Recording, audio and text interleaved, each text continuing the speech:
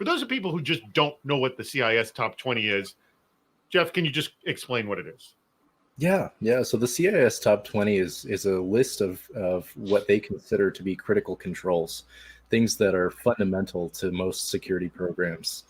CIS it's a really, really good checklist. It should be about how holistically applied and deployed is this checklist. It is a good starting point. If you're trying to build a new security program, officially or otherwise, we all need a place to start. And the CIS Top 20 critical controls gives us that starting point by highlighting what they consider to be broadly applicable fundamentals. If you look at the first two, it's inventory of hardware and inventory of software. And those, your asset management is certainly the foundation for everything else, because if you don't have that, then everything else, you don't know what to apply it to. Why do we want to understand that? What is our goal in asking what our maturity level is? And Greg said confidence. The first and most important thing we need to do with security is build that confidence so we understand what our security posture is. And so, I think it's important to know where you are against where you need to be. So this is where I start to pick on the CIS just a little bit. Okay. It's been 11 years since the Top 20 project began, and not much has been done to encourage people to not take it at face value, to address the fact that people frequently see guides like this as the right way. There is no right way, but they're suddenly unable to apply their own business context to make sense of it. They see this list and it's dogmatic, and it's a dogmatic and prescriptive list of controls and how to implement them without any context around what's actually valuable to your company. So I think the guide they've produced has been consistently really, really high caliber. Just goes below or beyond what some organizations might actually need.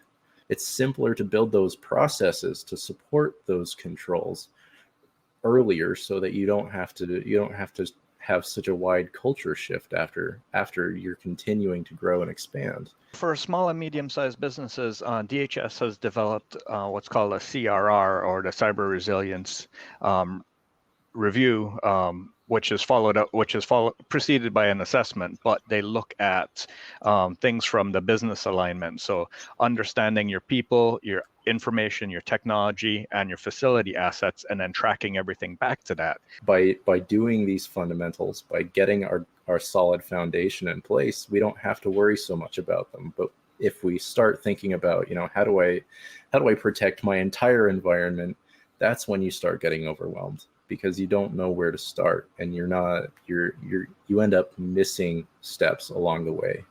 A lot of the time I work with startups that have tried to build security programs over time. They see a problem, they try and fix it, and then they end up with this wide range of gaps that they don't recognize and they're unable to address over time.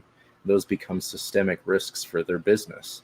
It's a good starting point, and it is chronological, but it's chronological for the typical business. And he pointed out, and he was absolutely right. He was like, well, what if you're like entirely SaaS based or something? Then you don't really care that much about your asset management anymore. Well, you do, but it takes a different shape. And so everything has to be adapted. So you really have to understand what part of it applies to you. What do you maybe need to add? Name anything you want. Disclaimer, I'm on their executive advisory board, so full disclaimer. TrustMap I found to be a really brilliant tool to meet with the business, analyze business risk, bring in the business risk perspective, and to start charting your maturity versus that risk. But what I then did was built a 4-year map to get CIS compliance over time tied into that risk model. So at any given point in time, I could point to my activity with the CIS 20, and I could say, here we are leveraging specific gains against these specific risks that we've implemented, and therefore our maturity curve is changing. And each quarter over quarter, I was able to demonstrate progress against that maturity model. And so CIS, matrixed against TrustMap is, which was fed in turn by business risk conversations, I think is a really effective starting position for a new program.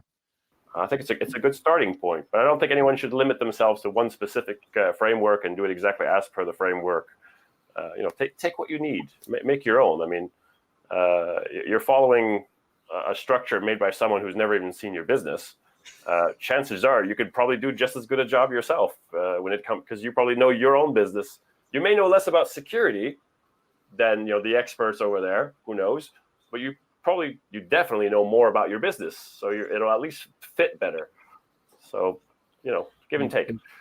If security were so simple that a templated approach would work for every company, none of us would have jobs. I mean, Exactly. you're spot on, Greg. You can't allow your strategy to be defined by vendors. It's setting yourself up for failure. It's more important to start managing security risks as business risks. And I think the CIS is and all the resources that they put out are fantastic for driving conversation. These are basic things. It's getting a complete picture of it. That seems to be such the big challenge. We know everything sucks. We know everything's on fire. We don't need more tools to say that.